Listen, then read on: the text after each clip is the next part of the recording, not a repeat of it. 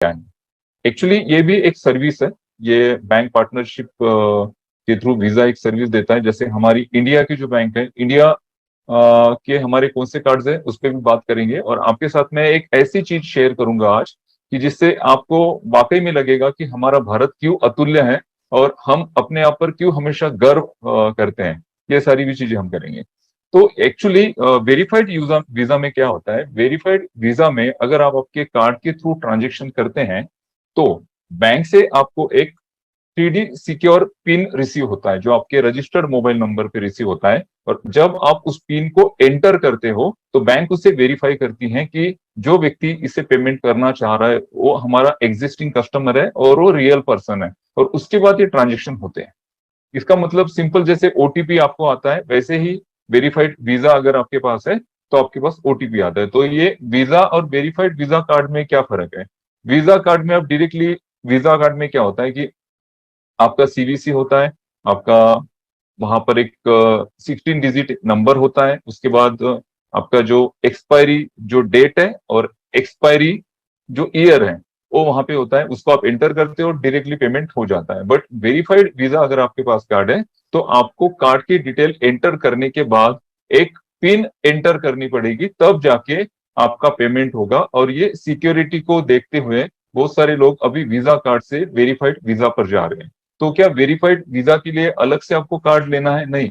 अगर आपके पास existing card है वीजा कार्ड तो आप बैंक में अप्लाई कर सकते हैं और बैंक आपके वीजा कार्ड को वेरीफाइड वीजा कार्ड में कन्वर्ट कर देता है।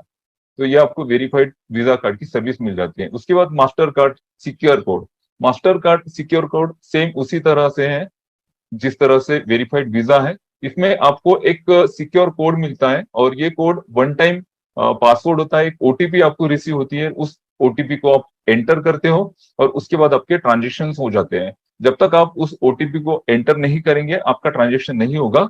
और ये जो इसका जो प्रोटेक्शन है, एवरीडे प्रोटेक्टेड, ये आपका मास्टर कार्ड होता है और ऑनलाइन भी प्रोटेक्शन इसमें मिलता है।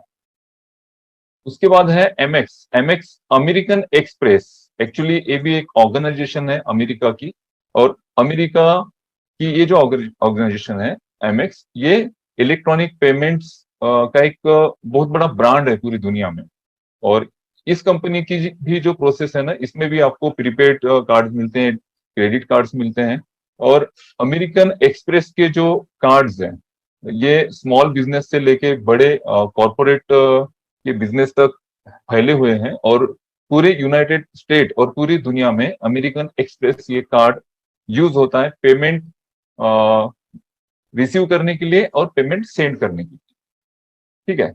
अभी यहाँ पे ये जो आपके पास ऑप्शन दिए गए हैं, तो यहाँ पे अभी हम मोस्टली बहुत सारे जो हमारे यूजर्स हैं उनके पास वीजा मास्टर कार्ड नहीं है।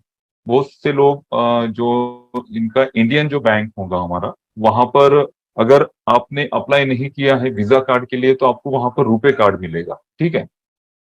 तो इसके अलावा भी कुछ पेमेंट मेथड जो है ना कंपनी एड ऑन करने वाली है। जैसे कि ऐश ने बोला था कि इंडिया में बहुत सारे लोग ऐसे हैं जिनके पास क्रेडिट कार्ड्स नहीं है। ठीक है। बहुत सारे लोग हैं जिनके पास वीजा या मास्टर कार्ड नहीं है, तो उनके लिए कुछ हम अलग से पेमेंट मेथड यहाँ पर करेंगे। वो पेमेंट पेमेंट मेथड क्या होगी, ये प्रोबेबिलिटी है, लेकिन ये जो चीजें मैं आपको शो करूंगा आगे वो वाकई में आपको बहुत ज्यादा यूजफुल होगी और अच्छा नॉलेज आपको यहाँ से मिलेगा। ठीक है।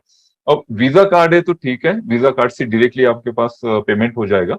उसके बाद मास्टर कार्ड अगर है तो मास्टर कार्ड से डायरेक्टली पेमेंट हो जाएगा।